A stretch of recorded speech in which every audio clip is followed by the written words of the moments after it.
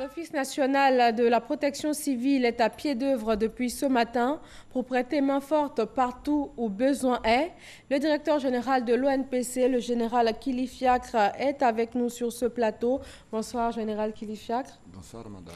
Alors, le dernier bilan que nous avons fait état de 18 morts, est-ce toujours le cas? Merci aux 18 morts enregistrés dans le district d'Abidjan. Il faut ajouter le mort dans la région de l'Agnebi-Tiassa et particulièrement à Tiassalé. Donc aujourd'hui, nous pouvons dire aux Ivoiriens que les pluies diluviennes qui se sont abattues ont fait 19 morts. 19 morts en tout. Alors, quelles sont les mesures particulières qui ont été prises sur le terrain, surtout dans les zones sinistrées? Dans les zones sinistrées, dès la tombée des premières pluies, hier aux alentours de 23 h, tous les services de secours étaient en alerte, à pied d'œuvre, à commencer par le GSPM, le service technique du ministère de la Santé, du ministère des Infrastructures économiques, du ministère de la Construction, la police, la gendarmerie et autres. Nous avons quadrillé les zones à risque que nous connaissons et prêts à intervenir en cas de nécessité. Des messages d'alerte ont été lancés aux différentes populations. Les familles nous ont appelés.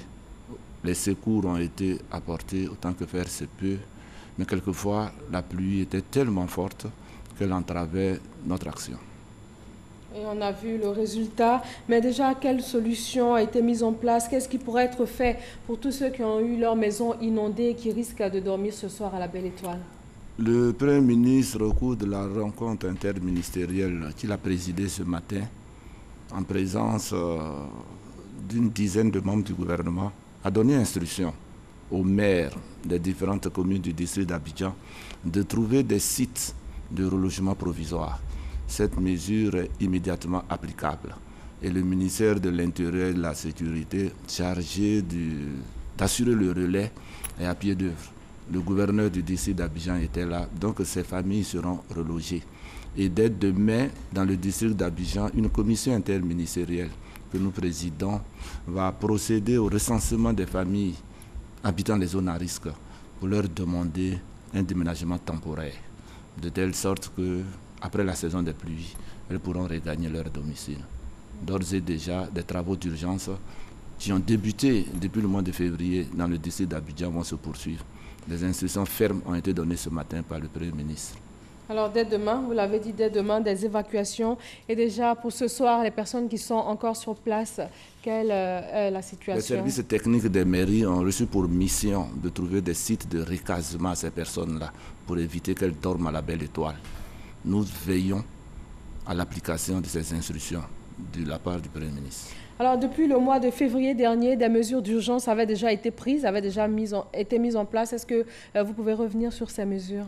Ces mesures d'urgence mises en place par le gouvernement ont consisté d'abord en des campagnes de sensibilisation pour prévenir la situation que nous vivons aujourd'hui. Tout le monde sait, mai, juin, juillet, c'est la période de forte pluie. Nous avons eu des alertes météo que nous recevons quotidiennement. Et sur la base de ces informations, des dispositions ont été prises. L'Office national de l'assainissement et du drainage a continué ses travaux de curage des caniveaux, d'assainissement.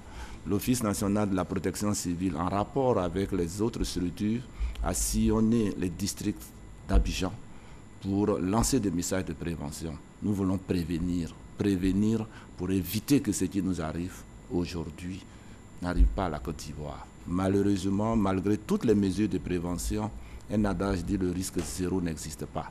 Nous déplorons ces 19 morts. Nous présentons les condoléances à toutes les familles éplorées et nous voulons souhaiter que les mesures de sécurité, de prévention annoncées par le gouvernement soient scrupuleusement respectées par les populations ivoiriennes. Alors, parlons justement de respect de ces mesures. On a vu un site qui avait été déguerpi dans la commune d'Atekoubé, qui a malheureusement été recolonisé. Et il y a eu mort d'homme. Comment est-ce que cela a pu se faire? Malheureusement, cela dénote de l'incivisme des populations, de l'incivisme des habitants qui exposent leurs familles à des morts. Donc, tout à l'heure, dans l'élément filmé, nous avons entendu le maire d'Atekoubé qui était avec nous. Madame, il y a plusieurs années que nous déplorons ces situations dans nos communes et principalement à Atiékoubé, dans ce même quartier de Moussikro.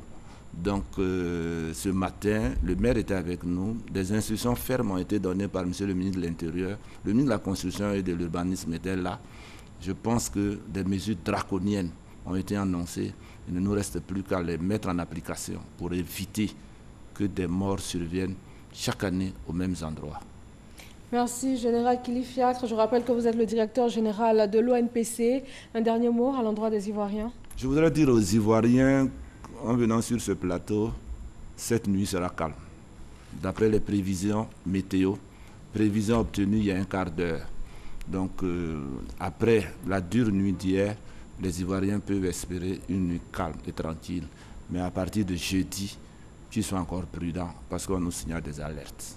Prudence, encore prudence. Merci, Général Kili Fiacre, directeur général de l'ONPC, l'Office national de la protection civile. Merci d'être venu sur ce plateau. Merci. Nous sommes là pour informer les Ivoiriens. Merci. Okay.